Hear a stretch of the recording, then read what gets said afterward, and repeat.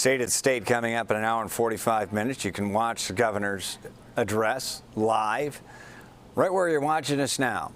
CBS News Chicago today at noon. Then our Sabrina Franza will have complete coverage from Springfield starting at 4 p.m. Joining us now to break it all down, Tom Demmer, former Deputy Minority Leader, Chief Budget Negotiator for 7 years in Springfield, and now the President of an economic development organization in Lee County. That is a resume that could choke a shredder, and that's just part of it, and a Republican too.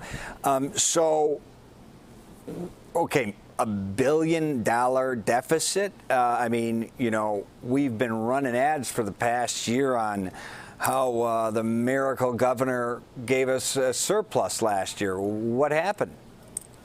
Well, there's a couple of factors at play. You know, first, over the last several years, Illinois has benefited, like states across the country, from billions and billions and billions of dollars in federal aid related to COVID and some of the recovery packages. That has trickled its way throughout a lot of state government and really helped cover up some of the challenges we've had in previous years.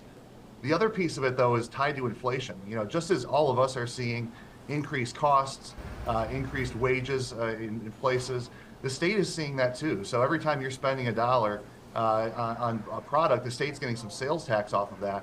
As those sales tax and income tax collections have gone higher, that's led to more revenue in previous years.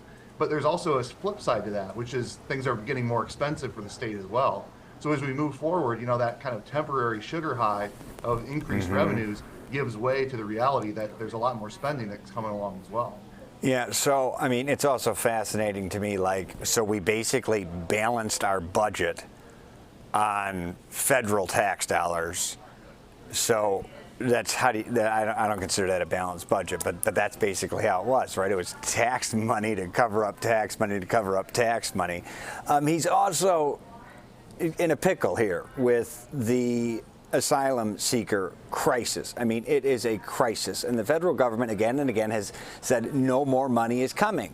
Yet Mr. Pritzker says, oh no, it's gonna, you know, 100 million more. We'll get 200 million more. The money's gonna stop, is it not?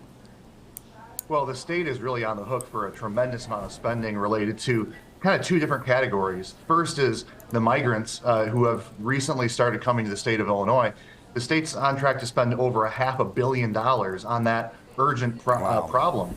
But combine that then with over $500 million. Some estimates were over $1 billion in spending on a category of undocumented residents of Illinois to give health care to them.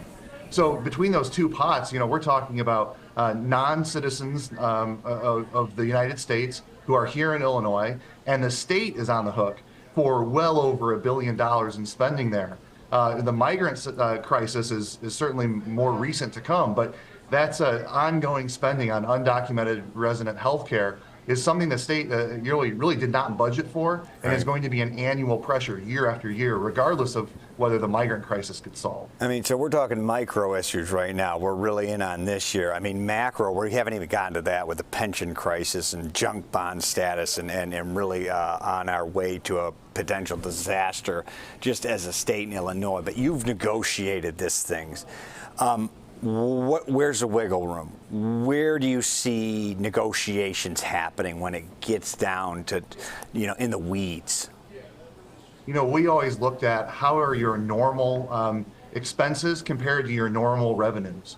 So there are things that you're doing every year, you know, K-12 education, the state universities, state employees, state police, things like that.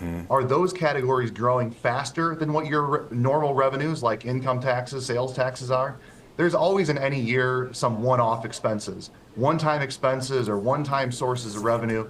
Those should not be used to balance the budget long-term. That's going to lead us further behind the 8 ball when it comes to dealing with the pension problem or some of our structural imbalances.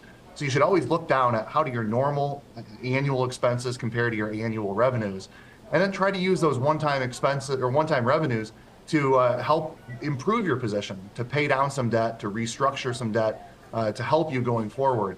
That's really where it came down to from the Republican side was, let's look at these ongoing expenses and are we growing too fast on the spending side? Okay. Tom Demmer, we really appreciate your insight as a guy who was in the trenches for years in Springfield, now breathing a breath of fresh air. Thank you for joining us, and we really appreciate your insight. We'll see you again. Thanks, Brad.